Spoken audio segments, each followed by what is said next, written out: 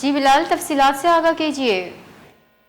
جی بالکل، حال ہی میں بلوچستان اسمبلی سے منظور ہونے والے مائنز اینڈ منرلز ایکٹ 2025 کو جو ہے مختلف سیاسی پارٹیوں اور سیاسی شخصیات کی جانب سے جو ہے چیلنج کرنے کا سلسلہ جو ہے وہ جاری ہے، اور جو ہے آج بلوچستان نیشنل پارٹی کے قائد سردار اختر مینگل کی جانب سے بھی جو ہے ان کے وکیل اور جو پارٹی کے سینئر نائب صدر ہیں ساجد ترین ایڈوکیٹ، ان کی جانب سے جو ہے پٹیشن بلوچستان ہائی کورٹ میں دائر کر دی گئی ہے۔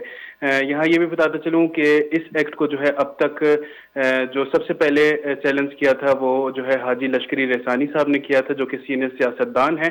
اس کے علاوہ جو ہے نیشنل پارٹی کے ڈاکٹر عبد المالک بلوچ بھی اس ایکٹ کو چیلنج کر چکے ہیں۔ اس کے علاوہ جو ہے سب سے پہلے جو چیلنج کیا تھا ان کو وہ جمعیت علماء اسلام کے جو مولانا عبد الواسع ہیں ان کی جانب سے چیلنج کیا گیا تھا۔ تو اس کے علاوہ جو ہے ہمایوں کرد کی جانب سے بھی اس ایکٹ کو چیلنج کر دیا گیا ہے، جبکہ آج جو ہے بلوچستان نیشنل پارٹی کے قائد سردار اختر مینگل کی جانب سے بھی جو ہے اس کو چیلنج کر دیا گیا ہے۔ اب تک جو ہے کسی بھی پٹیشن کی جو ہے سنوائی نہیں ہوئی ہے، جبکہ تمام جو پٹیشن جو ہیں وہ ایکسیپٹ ہو چکی ہیں بلوچستان ہائی کورٹ میں۔ اب دیکھنا یہ ہے کہ کب اس میں کاروائیاں شروع ہوتی ہیں اور کب آؤٹ کم نکلتا ہے۔